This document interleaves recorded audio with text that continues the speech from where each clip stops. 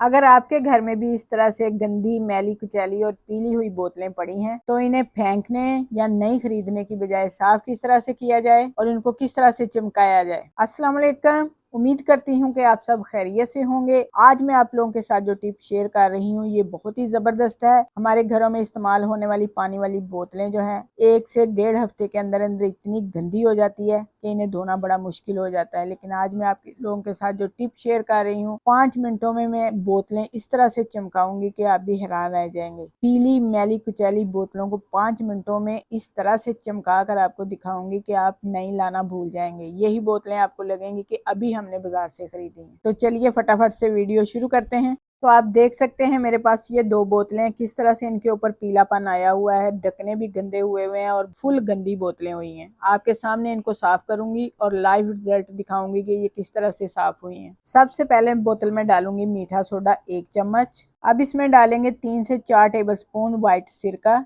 सिरका और मीठा सोडा मिलकर इसके अंदर से सारे दाग धब्बे जो हैं दूर कर देगा। 1 मुट्ठी भर के इसमें बाजरा डालेंगे। बाजरा डालने का मकसद ये है कि जब हम बोतल का ढकना बंद करके इसको अच्छी तरह से हिलाएंगे तो इसके अंदर से दाग धब्बे जो इसकी लाइनों के अंदर लगे होते हैं, मैल कुचैल, सारा इसकी मदद से उतर जाएगा। 1 टेबलस्पून भर के इसमें डालेंगे बर्तन धोने वाला शैम्पू। अगर आपके पास कोई डिटर्जेंट वगैरह या साबुन इस्तेमाल करते हैं तो वही आप डाल सकते हैं। अब इसके अंदर 2 से 3 गिलास गर्म पानी डालकर इसका ढकना बंद करेंगे और अच्छी तरह से इसको हिलाएंगे ताकि इसके अंदर से सारा मैल कुचैल खत्म हो जाए।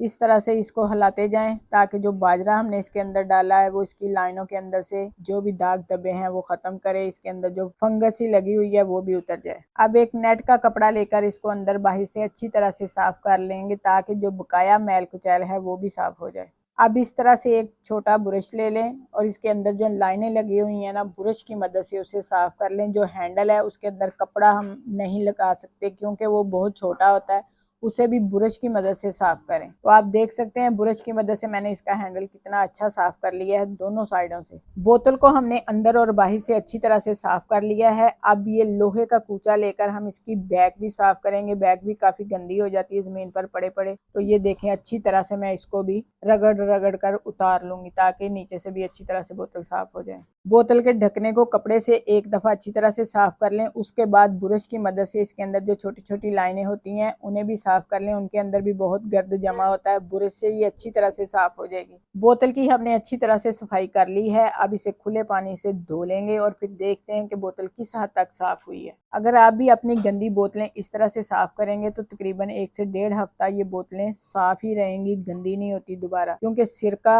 और मीठा सोडा जो है ये दोनों मिलकर अंदर से काफी इनको साफ कर देते हैं और दोबारा मैल कुचैल जमने से 1-1.5 हफ्ता रोके रखते हैं। आप भी इन्हीं चीजों को इस्तेमाल करते हुए अपने बोतलों की सफाई करें तो देखिए आपकी बोतलें भी इसी तरह से चमक जाएंगी। तो देखें माशाल्लाह से मेरी बोतल कितनी साफ हो गई, ऐसे लग रहा है जैसे बिल्कुल नई बोतल है। आपने पहले देखी थी कितनी गंदी थी। पीलापन और दाग धब्बे मुकम्मल तौर पर साफ हो चुके हैं। आप भी इसी तरह से इस टिप को आजमाते हुए अपनी बोतलें साफ करें। अगर आपको आज की ये टिप अच्छी लगे तो वीडियो को लाइक करें, शेयर करें। जो हमारे चैनल पर नए हैं वो सब्सक्राइब जरूर करें। अपना बहुत सा ख्याल रखें, हमें दुआओं में याद रखें। अल्लाह हाफिज।